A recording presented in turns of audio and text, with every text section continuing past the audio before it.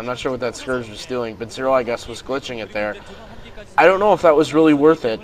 Usually, if you want to go for a massive Scourge attack, you want to hit a bunch of spread out Mutalisks, but he really probably lost a lot more Scourge than he did damage there, and I think that ZerO really equalized the Mutalisk advantage, if any, that sAviOr had at that point, just because I don't think that was really a smart use of Scourge.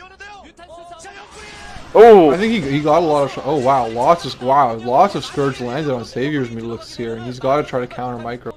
Yeah, I don't know. I think that was okay for sAviOr. I mean, a lot of his Scourge did land, and Scourge are a lot. Oh wow, there's a lot of Zerglings streaming down here for ZerO. sAviOr's got to get his mutts back really quickly, or he's gonna take damage. Okay, he might actually be able to hold off most of this with his Zerglings. He just has to try to not lose any drones. Nice. Okay, he's only a couple Zerglings getting in, and he has to just not lose drones here. He has to keep his drones alive. It looks like he caught ZerO's Mutalisk. ZerO was going to try for a little counter with the Mutalisk, and he caught them napping. Oh no! Oh, this is getting really bad for sAviOr. He's lost at least one drone in his main, and he's losing more drones in his natural.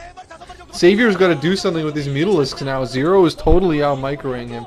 I think this is sAviOr's window of opportunity. He lost a lot of drones in that exchange. That was a really good play by ZerO, but ZerO now has to survive this counterattack. Did it see some upgrades there? Yeah, okay, they both got +1 armor. I think sAviOr's got a +1.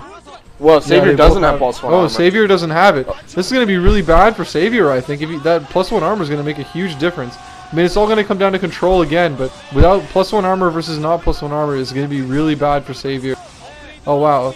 Oh my god, what the hell is going on here? You really have no... They're both fucking Mutalisks microing against each other. Really sAviOr, okay, sAviOr got crushed. GG. Yeah, that was GG. That was awful. I can't even believe that just happened. Well, I mean, well done by ZerO, but holy sweet Jesus. I didn't know he had that many more Mutalisks. That little flanking attack maneuver was really nice, though. That was a sweet move. I gotta give it to ZerO for that. That forced sAviOr into basically being more aggressive than he wanted to be. sAviOr it forced sAviOr to make a move right then and there, and I don't think that's what he planned to do, you know. So I mean, he had to attack against an opponent who had an upgrade that he didn't have. He probably started +1 armor, just maybe he did it a little later or something like that. So I mean, yeah, that was really good by ZerO. I'm still surprised that he had such a Mutalisk advantage. That was a great move, and I think he earned that game. Well, it looks like my prediction is a little bit of trouble here. ZerO is actually playing well. Yeah, sAviOr, I really want to see him pull through here, but ZerO just showed some excellent control. And you can tell just from those Mutalisk battles, even though it seemed like such a clusterfuck, both players have just been microing so well, and both of these players have been practicing so much. This match means so much to both of these players.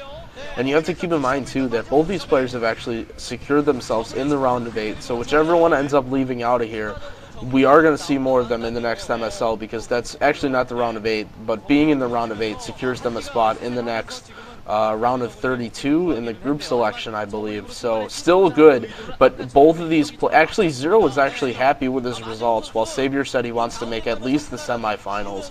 So he's going to have to win 2 consecutive games to get out of this. And one thing I like to throw in, I always like to notice things like this. I'm not even sure if that's just me talking out of my ass or it actually makes a difference, but I rewound the video, and remember when sAviOr's Spire was it got glitched and it was late? Do you think that actually delayed his +1 armor to the point where ZerO had it for that short time period and sAviOr didn't? I think that's entirely possible.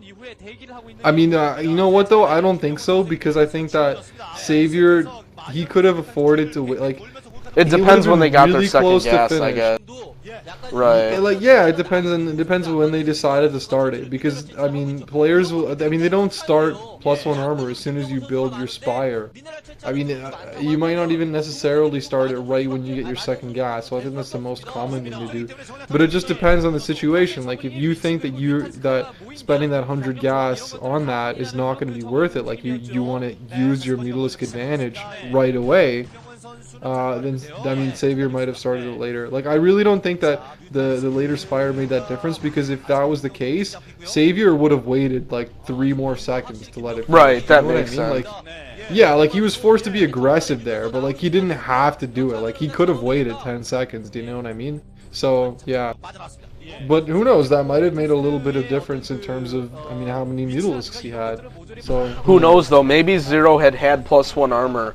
I'm sorry for not really noticing, but the VOD quality is kind of shitty sometimes. In the scrimmage at the very bottom at sAviOr's base when he went for the Zergling attack, maybe that was right when ZerO's +1 finished, and that could have been a real deciding factor in that battle, to say the least.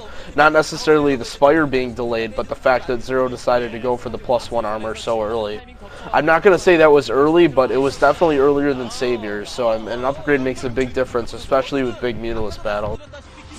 Oh, for Mutalisks, it's a huge difference. I mean, I don't think ZerO had that many more Mutalisks in that exchange, but he totally crushed sAviOr. So I mean, that just goes to show how big of a difference it is. I mean, at the end of the battle, ZerO still had like almost a control group of Mutalisks, and sAviOr were all dead. And at the most, he had a handful more. So. Anyway, I mean, I think we've said pretty much mostly what we need to say about this game, and let's move on to the next one. Hopefully sAviOr can take it and make a comeback in the series, and hopefully I don't look like an idiot by seeing him get crushed. Anyway, we'll see you in the next game, guys, unless Petzergling has anything else to add. No, I'm waiting to see, is sAviOr going to pull through, or is he going to get knocked out? I mean, wow, let's just peace out. Let's check it out. Alright, peace out, guys.